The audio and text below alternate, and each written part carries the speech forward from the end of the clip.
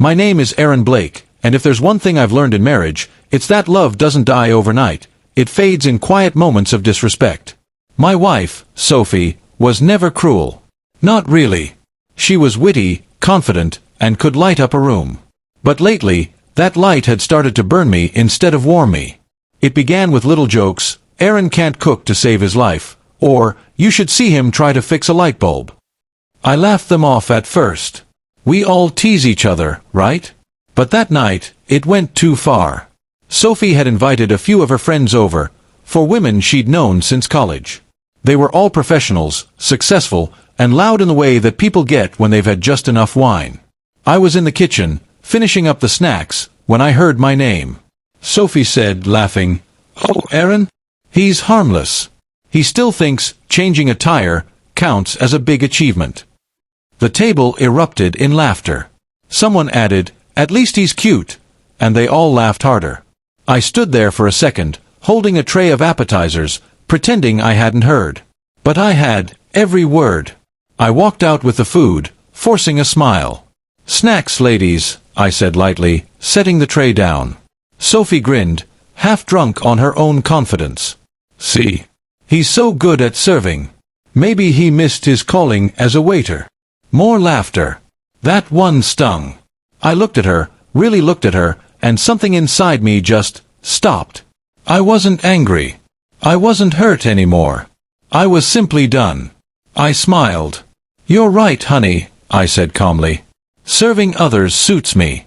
Actually, that reminds me, I've been meaning to tell you all something." Her friends turned toward me, curious. "I've decided to expand my company," I continued. "We're hiring again. In fact, I just signed a contract today for a government partnership." The room went quiet. Sophie blinked. "Wait, what?" I nodded. "Yeah. Remember those long nights you said I was wasting time? They paid off. We're moving into a new office next month." Her friends exchanged impressed looks. One of them said, "That's amazing. What's your company called again?" "Blake Dynamics," I said. "We design energy-efficient systems. You might have seen us in Tech Forward magazine." Now, Sophie looked completely caught off guard. "You never mentioned the new contract." "I tried," I said softly, "but I think you were busy laughing at me last time." The air in the room changed. Her friends didn't laugh anymore. One of them awkwardly cleared her throat and said, "Well, that's really impressive, Aaron. Congratulations." I smiled politely. "Thank you. Would anyone like more wine?" I took their glasses and walked to the kitchen. Behind me, I heard whispers, quiet, uncomfortable ones. When I returned, Sophie wasn't laughing. The rest of the night passed in awkward silence. Her friends left early, mumbling goodbyes.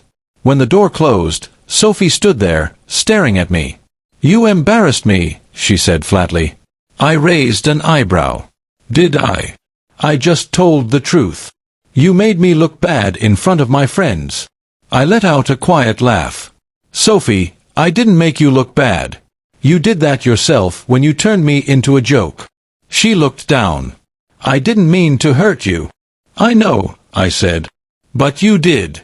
And you've been doing it for a while." For a long moment, she said nothing. Then she whispered, "Why didn't you tell me before?"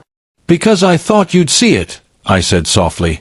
"But tonight, I realized you only see me when I remind you who I am."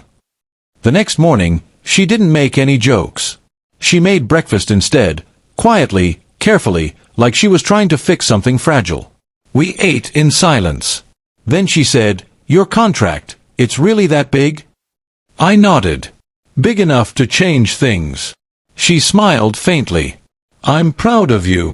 "I appreciate that," I said. "But Sophie, pride means nothing if it doesn't come with respect." She looked at me for a long time. "You're right," she said finally. "I forgot who I married." A few weeks later, Sophie invited her friends over again, this time for a celebration dinner. Before everyone arrived, she took my hand and said, "I owe you an apology. Tonight, they'll see the real you, because I'm going to make sure of it." And she did. She introduced me as her husband, the man who built something from nothing, and I could tell she meant it. The laughter that night wasn't at my expense, it was shared. Real. Now, whenever I think of that first night, I don't remember the sting of humiliation. I remember the moment I took control, not by yelling, not by revenge, but by standing tall in quiet confidence. Sometimes, dignity speaks louder than anger. And that night, my silence, and a single truth, turned the tables completely.